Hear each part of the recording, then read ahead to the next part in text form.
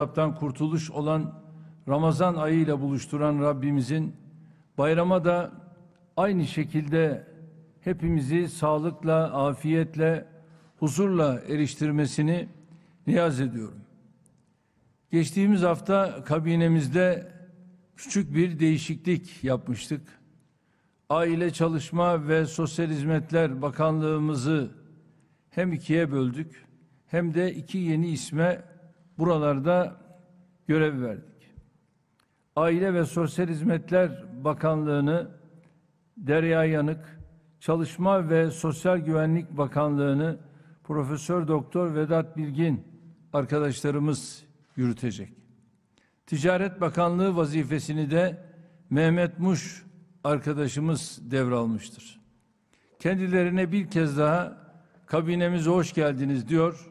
Rabbimden başarılar diliyorum. Görevlerini devreden Zehra Zümrüt Selçuk ve Ruhsar Pekcan arkadaşlarımıza ülkemize yaptıkları hizmetler için şahsım, milletim adına şükranlarımı sunuyorum. Bu arkadaşlarımızla ilgili sosyal medyada yürütülen linç kampanyalarını kınıyorum. Ülkemize hizmet eden herkes gibi bu arkadaşlarımızı da hep şükranla hatırlayacak, gerektiğinde birikimlerinden istifade etmeyi sürdüreceğiz. Bugün kabine toplantımızın öncesinde Kuzey Kıbrıs Türk Cumhuriyeti Cumhurbaşkanı Sayın Ersin Tatar'ı misafir ettik. Sayın Tatar'la görüşmemizde ikili işbirliği konularını yarın Cenevre'de gerçekleştirilecek gayri resmi 5+1 Birleşmiş Milletler toplantısını ele aldık. Sayın Tatar, Cenevre'de Kıbrıs Türk halkından aldığı destekle egemen eşitliğe dayalı iki devletli çözüm vizyonunu gündeme getirecek. Türkiye olarak biz de bu vizyona tam destek vereceğiz. Özellikle Kıbrıs'ı çözümsüzlüğe mahkum etmek isteyen Kıbrıs Türk'ü kardeşlerimizi ambargolarla yıldırmaya çalışan zihniyete müsamaha göstermeyeceğiz. Toplantının sonucu ne olursa olsun Kıbrıs Türk'ü kardeşlerimizin yanında durmaya devam edeceğiz. Bilindiği gibi Türk Silahlı Kuvvetlerimiz geçtiğimiz günlerde kara ve hava unsurlarıyla PKK-YPG terör örgütünün Kuzey Irak'taki fesat yuvalarına karşı kapsamlı bir operasyon başlattı. Türkiye sınırları dışından ve içinden maruz kaldığı terör saldırılarına karşı 2015 yılından itibaren terörle mücadelesinde yeni bir konsepte geçmiştir.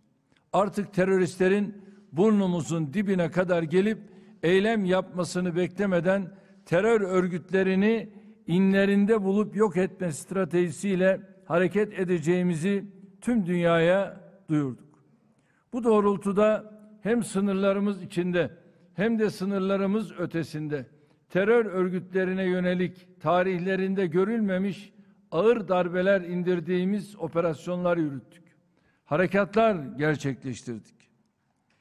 Pençe Şimşek ve Pençe Yıldırım adı verilen son operasyonlarımız da işte bu amaçla yürütülmektedir. Operasyonlarımızda görev alan kahraman askerlerimizin her birini alınlarından öpüyor, gazalarının mübarek olmasını diliyorum. Cumartesi günü harekat merkezine bağlanarak askerlerimize terörle mücadeledeki kararlılığımız ile başarı temennilerimizi ifade ettik.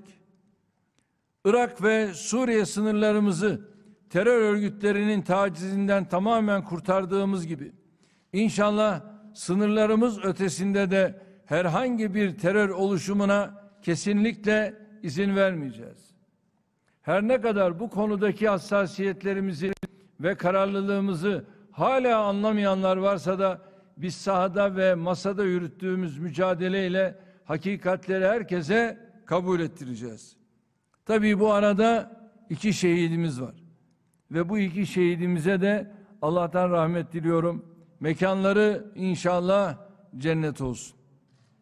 Yaralılarımız, onların da ağır bir durumu söz konusu değil. Rabbimden kendilerine şifalar diliyorum.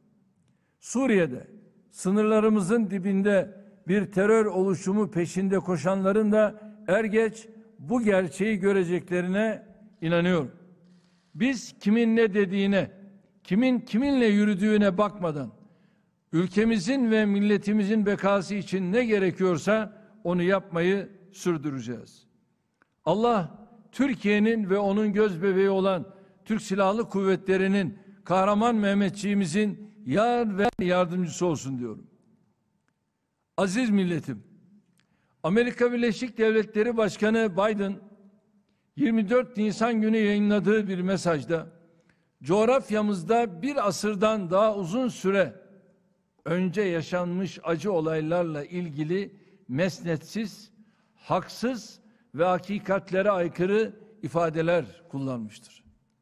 Hiçbir tarihi ve hukuki temeli olmayan bu ifadeler milletimizin her ferdi gibi bizi de ziyadesiyle üzmüştür. Açıklamadaki ifadelere radikal Ermeni çevrelerin ve Türkiye karşıtı grupların baskısıyla yer verildiğini düşünüyoruz. Ancak bu durum ortaya çıkan tablonun iki ülke ilişkileri üzerindeki yıkıcı etkilerini ortadan kaldırmıyor. Türkiye olarak tarihte yaşanan acıların yarıştırılması gibi bir anlayışı kesinlikle insani bulmuyoruz. Ama şayet böyle bir yola girilecekse bu yarıştan alnı ak, vicdanı müsterih, kalbi mutmain çıkacak tek millet ve devletin biz olduğunu da hatırlatmak isteriz. Amerika ve Avrupa başta olmak üzere bize soykırım ithamını yönelten çevrelerin hepsi de böyle bir mukayese sonrasında insan içine çıkamayacak hale gelecektir. Esasen son 2 asırda en büyük sivil can kayıpları ve buna bağlı nüfus hareketleri Osmanlı coğrafyasında, yani bizim vatanımızda olmuştur. Osmanlı, Balkanlardan ve Kafkaslara uzanan topraklarındaki nüfusunun neredeyse yarıya yakınını oluşturan 10 milyon insanının yarısı ölüm, yarısı sürgün acısını yaşamıştır. Üstelik bunu biz söylemiyoruz. Bizzat batılı tarihçiler ifade ediyor.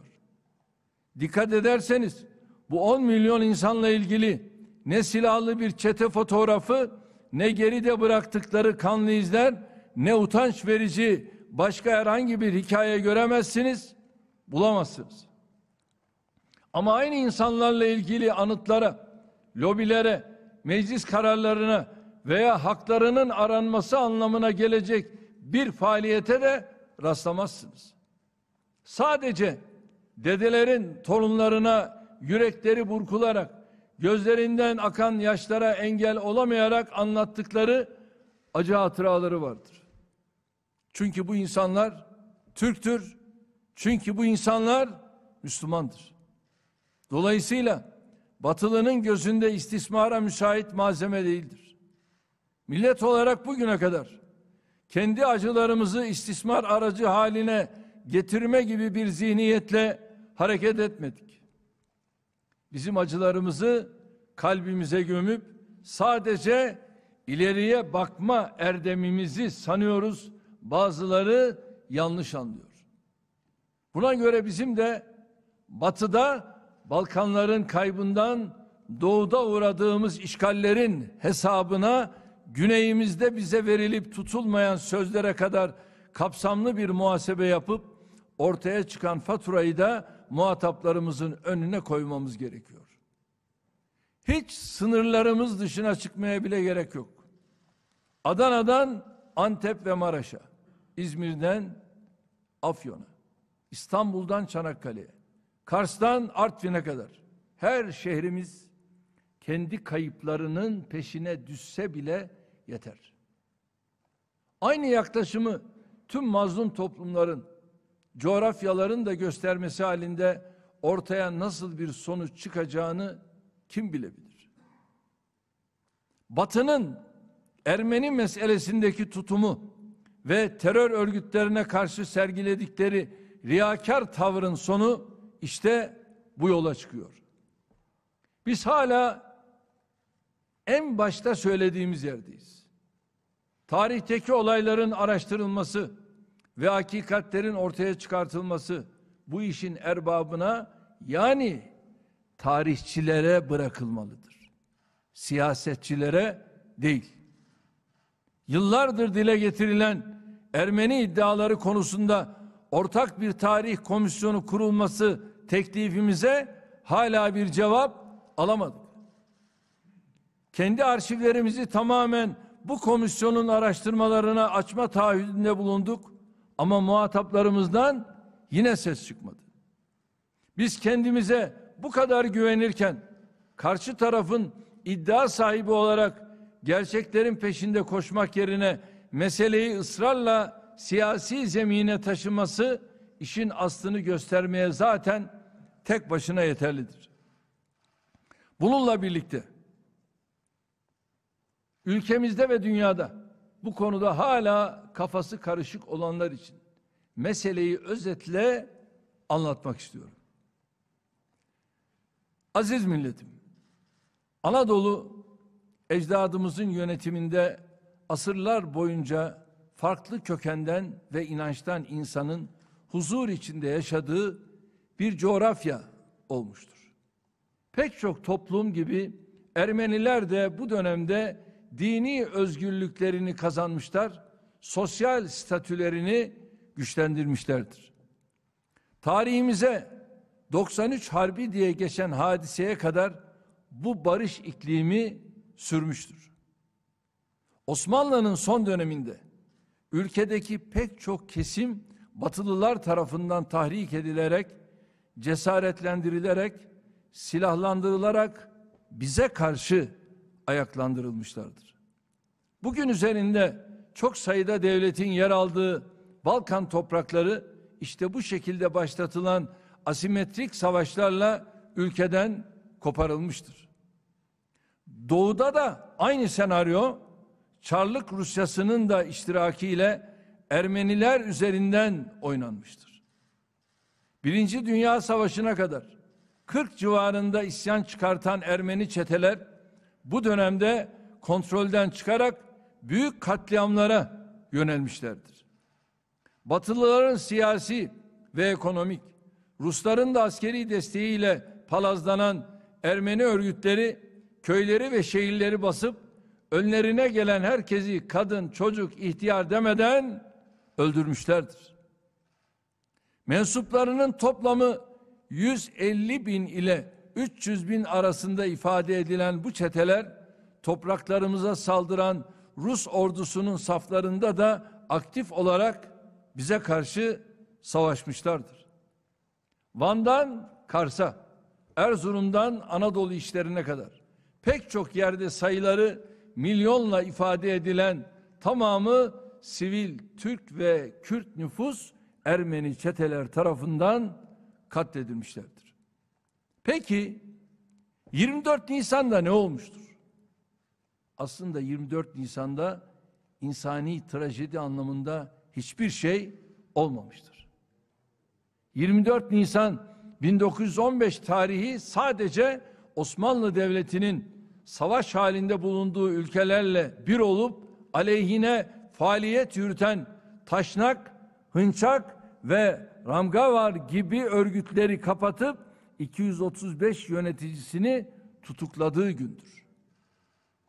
Daha ortada ne sevk ve iskan kanunu ne de bunun uygulaması olmadığı için yaşanan herhangi bir can kaybı da söz konusu değildir.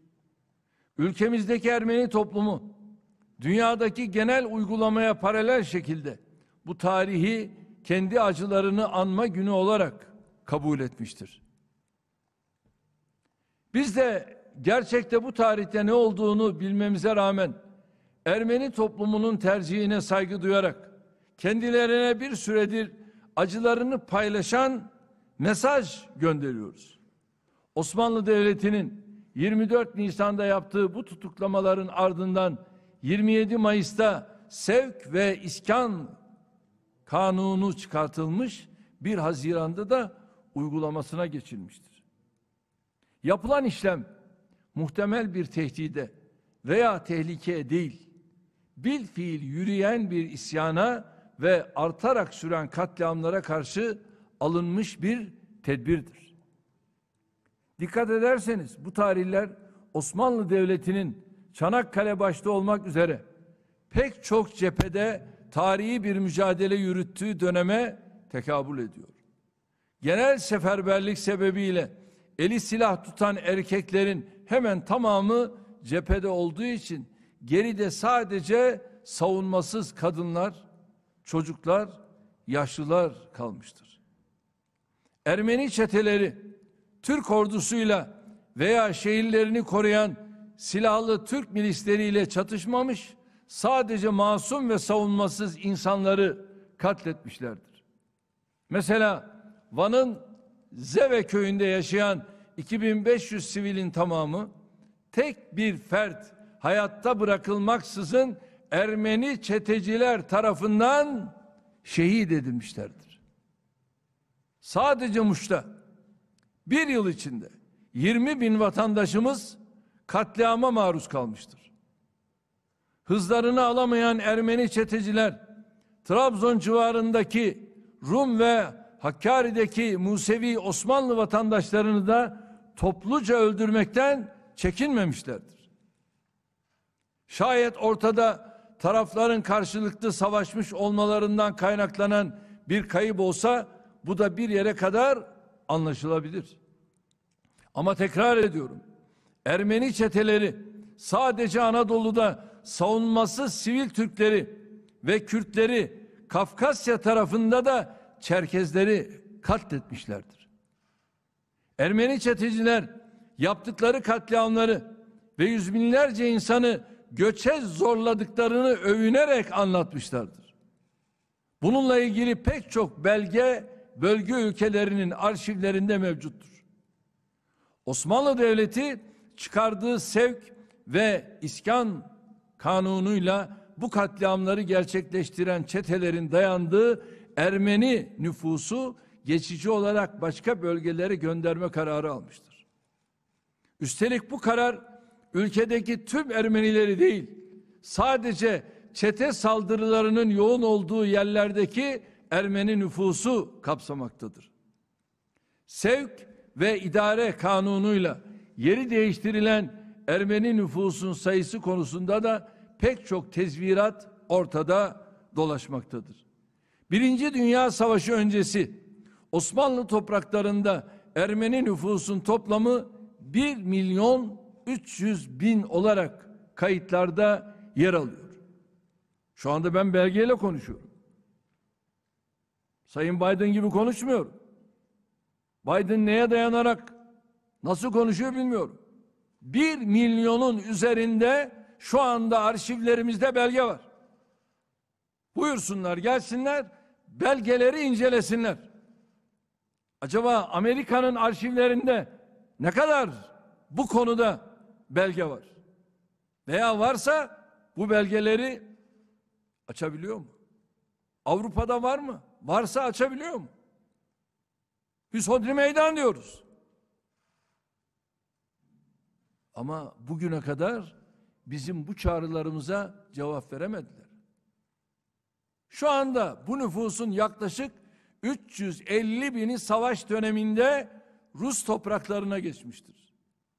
İran'a gidenlerle birlikte bu rakam 500.000'e ulaşmaktadır. Dolayısıyla sevk ve iskana tabi tutulanların sayısı Amerika'nın kendi raporlarında bile en fazla 600.000 olarak belirtilmektedir ki gerçek rakam daha da azdır. Osmanlı'nın Ermeni nüfusu yer değiştirme işlemi sırasında salgın hastalıktan, asayiş sorunlarından veya güvenlik güçleriyle çatışırken hayatını kaybedenlerin sayısı ise 150.000'i ancak bulmaktadır. Elbette bu 150.000 kişinin her biri bir candır ve önemli bir rakamdır. Gerçek rakamların bir sıfır ilaveyle abartıldığını bizzat Ermeni tarihçilerin ve siyasetçilerin kendileri de itiraf ediyor. Yine Ermeni tarihçiler kayıpların çoğunun cephedeki savaşlarda yaşandığını da belirtirler.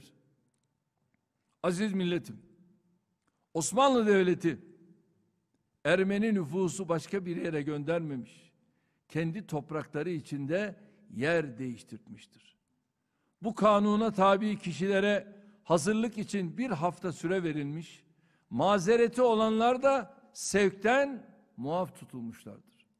Sevk işlemleri sırasında gereken idari tedbirler alınmış, bunun için gereken tahsisat da yerel birimlere gönderilmiştir. Bu dönemde kimsesiz kalmış olan Ermeni çocuklara sahip çıkılarak kendileri için yetimhaneler kurulmuştur Sayın Biden. Mağdur durumda olan Ermeni nüfusa dışarıdan yardım gönderilmesine de hiçbir zaman engel çıkartılmamıştır. Ülkemizde pek çok yerde Ermenilerin katlettiği Türklere ait toplu mezarlar vardır ama hiçbir yerde Ermenilere ait toplu mezara rastlayamazsınız. Çünkü böyle bir hadise yaşanmamıştır. Savaş döneminde ülkemiz topraklarında çoğu İstanbul ve Batı şehirlerimizde olmak üzere 300 bin Ermeni yaşamayı sürdürmüştür. Şu anda İstanbul'umuzda yine 100 bin Ermeni yaşamaktadır. Biz bu konularda hiçbir zaman dışlayan olmadık. Savaş sonrası geri dönenlerle bu rakam bir ara 650 bine yaklaşmıştır. Herhalde insanlar katledildikleri, soykırıma uğratıldıkları bir yere gönüllü olarak geri dönmezler Sayın Biden. İngilizler tarafından 1921 yılında yapılan bir nüfus istatistiğinde eski Osmanlı coğrafyasındaki toplam Ermeni nüfus 1,2 milyona yakın olarak belirtilmektedir. Bu rakam savaş öncesi nüfusla ve savaş sırasındaki gerçek kayıplarla uyumludur. Bilhassa Suriye, Ürdün, Lübnan gibi yerlere gönderilen Ermenilerden önemli bir kısmı zamanla Amerika kıtasına ve Avrupa'ya göç etmişlerdir. Ermeni tezlerini destekleyenler o dönemde evlerinden ayrılan herkesi öldürülmüş gibi göstererek soykırım yalanlarını desteklemeye çalışmaktadır. Eğer Osmanlı sevk ve iskan kanunuyla iç karışıklık yaşanan bölgelerdeki Ermeni nüfusu başka yerlere göndermeseydi, cephelerdeki askerlerini çekmek mecburiyetinde kalacaktı. Daha açık bir ifadeyle, mesela Çanakkale'de veya Kudüs'te savaşan askerlerimizi karışıklık yaşanan bölgeleri güvenli hale getirmek için oraya göndermemiz gerekecekti. Böylece Osmanlı cephede düşmanla değil, sınırları içindeki çetecilerle mücadele ederken savaşı kaybetmiş olacaktı. Allah göstermesin, bu tehlikeli süreç bizi ağır bir esaretle yüz yüze bırakarak İstiklal Harbimizi dahi tehlikeye atacak boyuta ulaşabilirdi. Zaten o günlerde savaştığımız düşmanların istediği de buydu. Ermenileri bu sinsi senaryoda acımasızca kullanmışlar, amaçlarına ulaşamayınca da ölülerini dahi istismar etmekten çekinmemişlerdir. Halbuki diğer tarafta şöyle bir gerçek vardı. Çok değil, bir asır önce bugünkü Ermenistan devletinin bulunduğu coğrafyadaki nüfusun %80'inden fazlası Müslümanlardan oluşuyordu. Burası çok önemli. Oysa bugün aynı coğrafyada Türk ve Çerkes nüfustan oluşan Müslümanlardan neredeyse kimse kalmamıştır. Yaklaşık 30 yıl önce işgal edilen Dağlık Karabağ ve Azerbaycan şehirlerinde yapılanlar da ortadadır. Şimdi buradan ben yine sesleniyorum. Sayın Biden, Minsk üçlüsü diye bir üçlü oluşturulmuştu. Burada kim vardı? Amerika. Kim vardı? Rusya. Kim vardı? Fransa. 30 yıl bu işgalden kurtarmadınız oradaki insanları. Ve Azeri kardeşlerimiz ne yazık ki 1 milyonu aşkın oralardan hicret etmek durumunda kaldılar. Ve bütün o yerler, o Karabağ, bütün binaları, her şey maalesef yakıldı, yıkıldı. Eğer soykırım diyorsanız şöyle kendinizi aynaya bakıp bir değerlendirmeniz lazım. İşte bütün gerçek ortada. Karabağ. Kızılderilileri zaten söylememe gerek yok. Onlar her şeyiyle ortada. Bütün bunlar, bu gerçekler ortadayken sizler kalkıp da Türk milletine soykırım yaftasını yapıştıramazsınız. Bakın, buralarda on binlerce sivil insan katledilirken 1,5 milyon Azerbaycanlı kardeşimiz evlerini terk etmek mecburiyetinde bırakılmıştır. En başından beri Ermeni çevrelerin soykırım yalanının üzerine bu derece abanmalarının sebeplerinden biri de yaklaşık 1,5 asırdır kendi yaptıkları kıyımlardan ve ihlallerden sorumlu tutulma korkularıdır. Büyük vaatlerle kandırılan Ermenilerin hem Ruslar hem de Avrupa ve Amerika tarafından aldatılmış olmanın utancı ve öfkesini bu yalanla örtmeye çalıştıkları anlaşılıyor. Ermeni yalanlarını destekleyen çevreler de kendi tarihlerindeki utançların üzerini örtme telaşı içindeler. Aziz milletim, toplamda 17 milyon insanın öldüğü Birinci Dünya Savaşı döneminde yaşanan sivil kayıplar üzerinden bir değerlendirme yapacaksak şunları da hatırlatmamız gerekiyor. Aynı dönemde Çarlık Rusyası topraklarında yaşayan yüz binlerce Alman ve Musevi kökenli vatandaşını Alman ordusuyla işbirliği yapma ihtimalleri olduğu iddiasıyla Sibirya tarafına sürmüştür. Daha doğrusu sürgün adı altında bu insanların çok büyük bir bölümü açlık, hastalık ve soğuk altında ölüme terk edilmiştir. Avusturya Macaristan İmparatorluğu da kendi vatandaşı olan yüz binlerce Rus asıllı insanı kurşuna dizerek, asarak veya toplama kamplarında ölüme yollayarak ortadan kaldırmıştır. Balkanlarda ve Kafkaslar'da bizim uğradığımız 5 milyonu ölümle, 5 milyonu yerinden edilmeyle sonuçlanan kayıpları tekrar hatırlatmak istiyorum. Osmanlı'nın 1915'te gerçekleştirdiği Ermeni sevk ve iskanı sırasında yaşanan kayıpları işte bu iklimde değerlendirmek gerekiyor. Şayet Ermenilerin kayıpları soykırım olarak nitelendirilecekse verdiğimiz bu örnekler başta olmak üzere aynı dönemde yaşanan tüm olaylar da aynı paranteze alınmalıdır. Hatta öncesine ve sonrasına gidecek olursak Amerika ve Avrupa tarihinde soykırım diye nitelendirilebilecek nice hadiseye rastlayabiliriz. Kızılderililerden siyahilere, Almanya'nın Dresden kentinde yapılanlardan Japon şehirlerine atılan atom bombalarına, Vietnam'da özellikle Vietnam'dan Irak'a kadar pek çok başlıkta bu konular tartışmaya açılabilir. Güney Amerika'dan Afrika kıtasına ve Doğu Asya'ya kadar dünyanın dört bir yanındaki nice toplumlar yaşadıkları zulümleri yüreklerinde hala bir yara olarak taşıyor.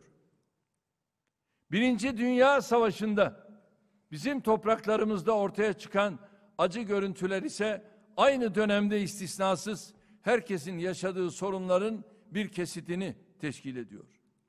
Soykırım kavramı ve bununla bağlantılı süreçler geriye doğru da işletilemeyecek şekilde 1948 ve sonrasına aittir.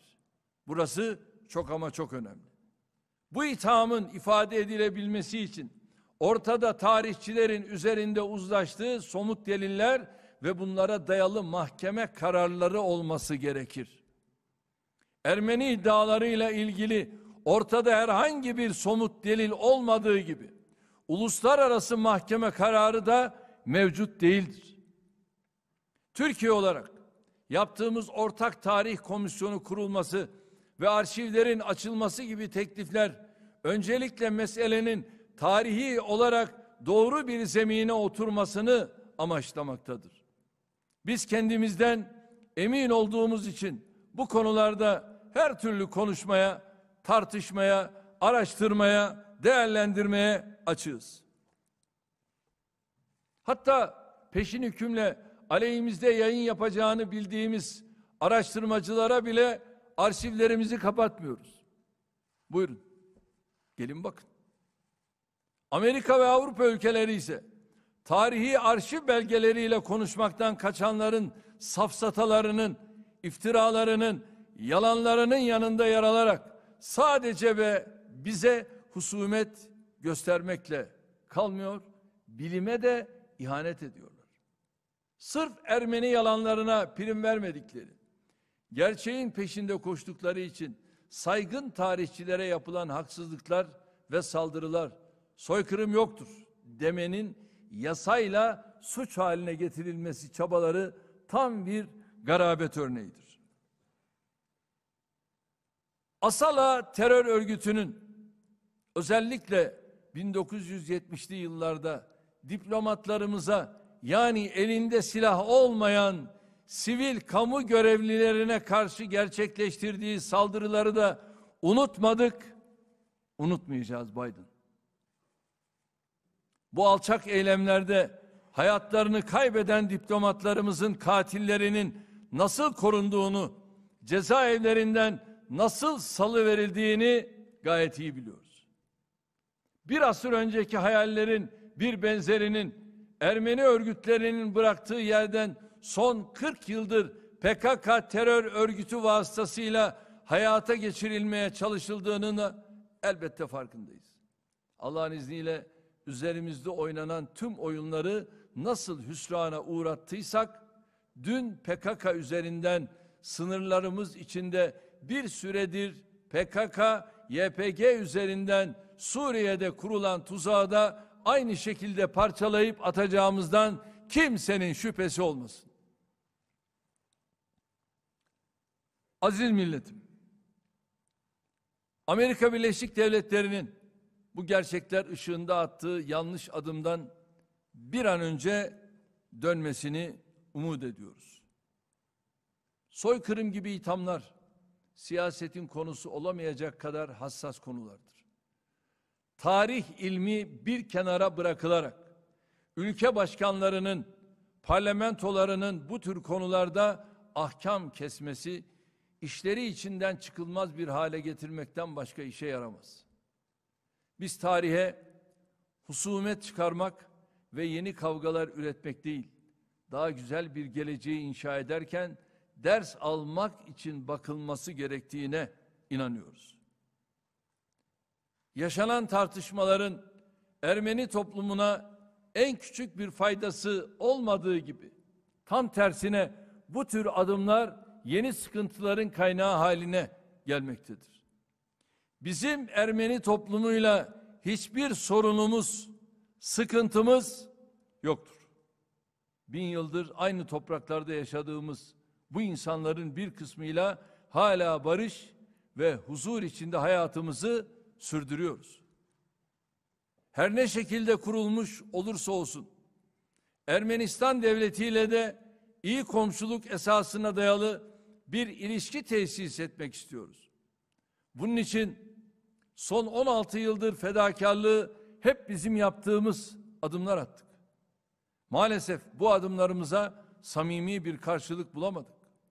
Karabağ meselesinin çözümünün ardından yeniden bir işbirliği zemininin doğduğuna inanıyoruz. Amerika Birleşik Devletleri Başkanı'nın 24 Nisan açıklaması hem bu süreci hem de kendileriyle olan ilişkilerimizi zora sokmanın ötesinde bir anlama sahip değildir. Onlar tersini söylüyor diye güneş doğmayacak değildir. Onlar aksini iddia ediyor diye hakikat ışığı parlamaktan vazgeçecek de değildir. Uzun yıllar boyunca Amerika ile güvenilir müttefiklik üzerine kurulu yakın ilişkilerimiz olmuştu.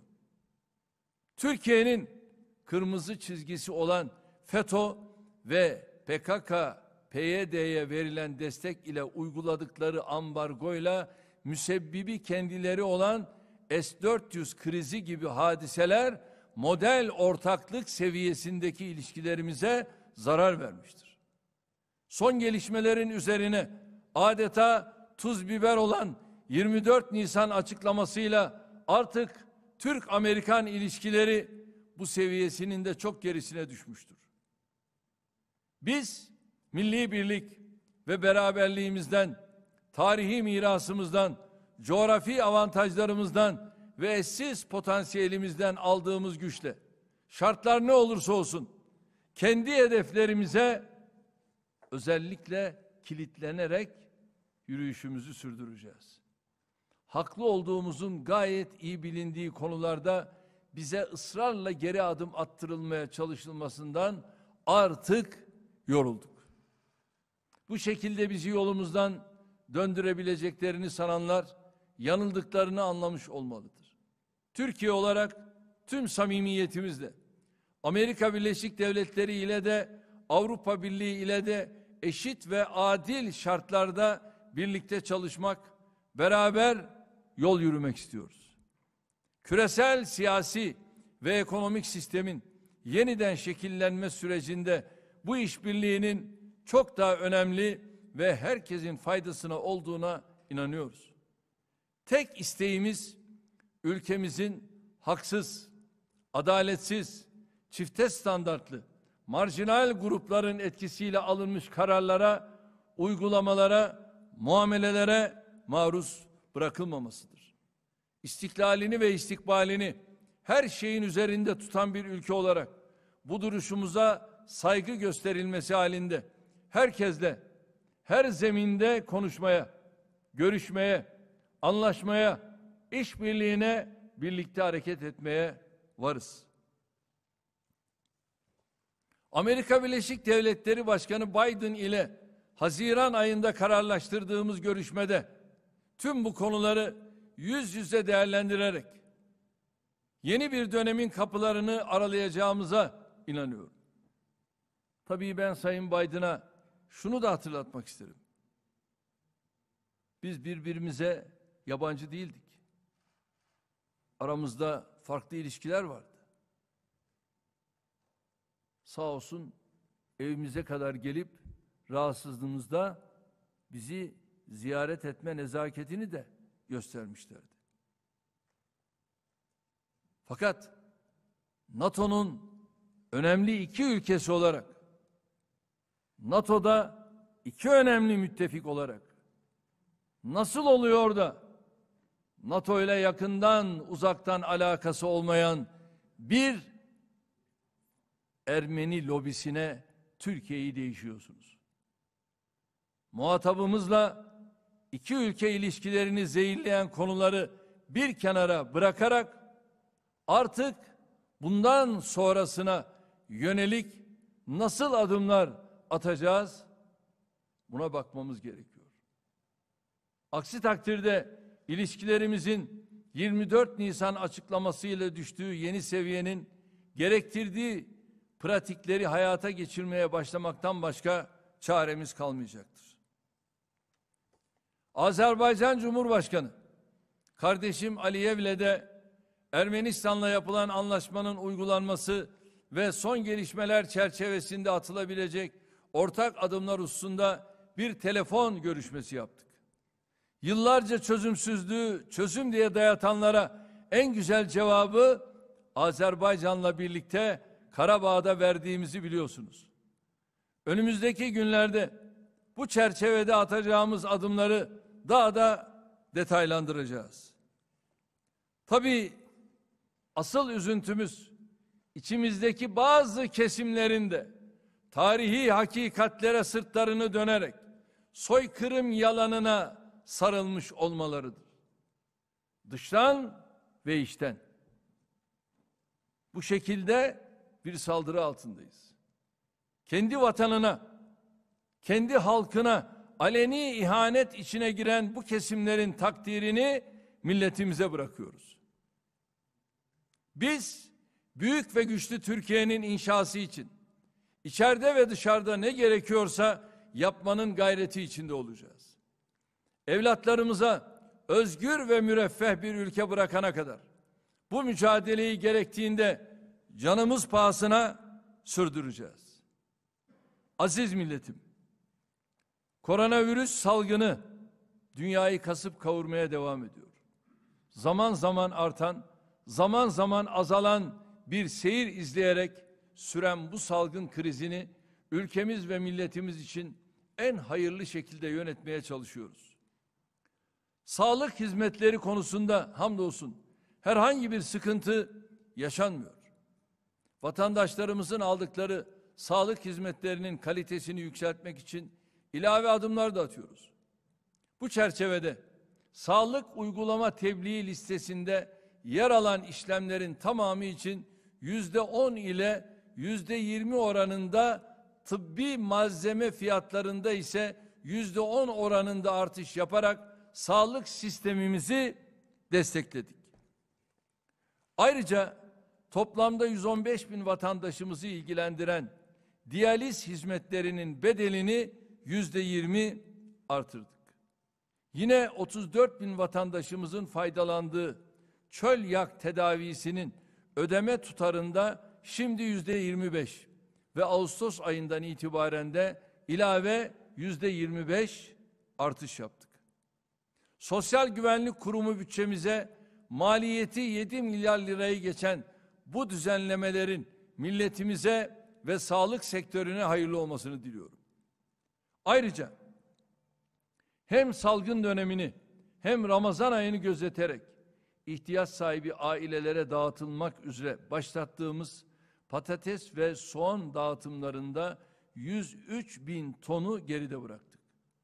Diğer yandan artan vaka ve vefat sayıları bizi Ramazan ayıyla birlikte tedbirleri sıkılaştırmaya mecbur bırakmıştı. Bu tedbirlerin neticelerini yavaş yavaş almaya başladık.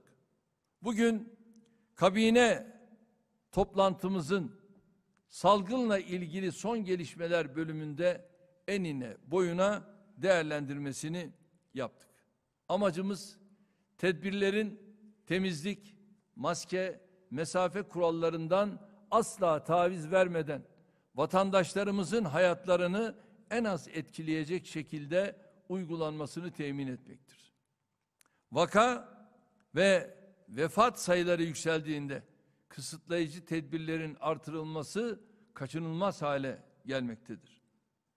Ramazan bayramının ardından hayatımızı kolaylaştıracak adımları atabilmemiz için rakamların bugünün çok daha altına düşmesi şarttır. Avrupa'nın açılma sürecine girdiği bir dönemde bizim geride kalmamak için vaka sayılarımızı süratle 5000'in altına indirmeliyiz. Aksi takdirde turizmden ticarete ve eğitime kadar her alanda ağır bir faturayla karşı karşıya gelmemiz kaçınılmaz olacaktır. Hedeflediğimiz rahatlamayı sağlayabilmek için önümüzdeki günlerde hep birlikte biraz daha fedakarlık yapmamız önem arz ediyor. Öncelikle şu hususu belirtmek istiyorum. Özel hastanelerde yoğun bakım ve aşı hizmetlerinden dolayı ücret talep edildiğine dair şikayetler alıyoruz. Hukuken bu hizmetler için vatandaşlarımızdan hiçbir ücret talep edilemez. Yoğun bakım ve aşı hizmetleri sebebiyle ilave ücret talebiyle karşılaşan vatandaşlarımız bu durumu Sağlık Bakanlığımıza ve Sosyal Güvenlik Kurumumuza bildirirlerse failleri hakkında gereken işlemler derhal yapılacaktır. Çünkü bunların yaptırımı vardır. Salgın başladığından beri filyasyon ekipleriyle birlikte yoğun mesai sarf eden muhtarlarımızın aşılarına başlanacağının müjdesini de bu vesileyle vermek istiyorum. Bayram sonrasına kadar sürecek yeni tedbirlerimiz şu şekilde olacaktır. 29 Nisan 2021 yani Perşembe akşamı saat 19'dan başlayıp 17 Mayıs 2021 Pazartesi sabah 5'e kadar sürecek şekilde tam kapanmaya geçiyoruz. Bu tarihler arasında kesintisiz sokağa çıkma kısıtlaması uygulanacaktır. İçişleri Bakanlığı genelgesinde belirtilen üretim, imalat, gıda, temizlik, sağlık gibi alanlarda istisna tutulan kuruluşlar hariç tüm iş yerleri faaliyetlerine ara verecektir. Yeme içme sektöründe sadece paket servisle hizmet verilebilecek, şartlara uygun olan işletmeler bu hizmeti gerektiğinde kesintisiz devam ettirebilecektir. Zincir marketler pazar günleri kapalı olacak, diğer günlerde belirlenen saatlerde hizmet vermeyi sürdürecektir. Şehirler arası seyahatlerin tamamı izne tabi olacak ve şehirler arası toplu taşıma araçları %50 kapasiteyle çalışabilecektir. Önceki uygulamalardan farklı olarak bu defa konaklama tesislerindeki rezervasyonlar, sokağa çıkma ve şehirler arası seyahat kısıtlamaları için istisna teşkil etmeyecektir. Hizmetlerini sürdürecek olan kamu kurumlarındaki personel uzaktan veya dönüşümlü çalışmaya yönlendirilecektir. Uzaktan çalışan kamu personeli de sokağa çıkma sınırlamasına tabi olacaktır. Anaokulu, kreş, 8.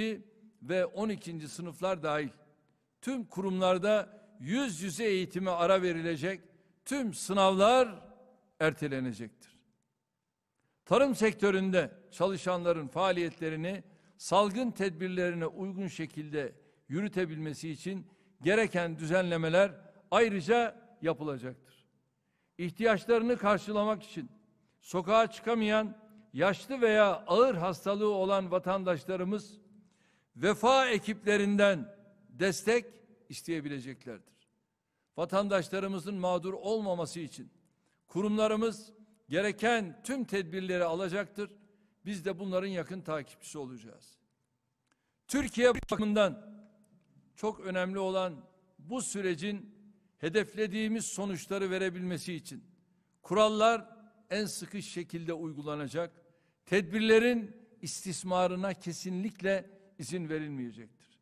İnşallah bu fedakarlıklarımızın karşılığını bayram sonrası hep birlikte sağlıklı, huzurlu ve mutlu, müreffeh günlere ulaşarak alacağız.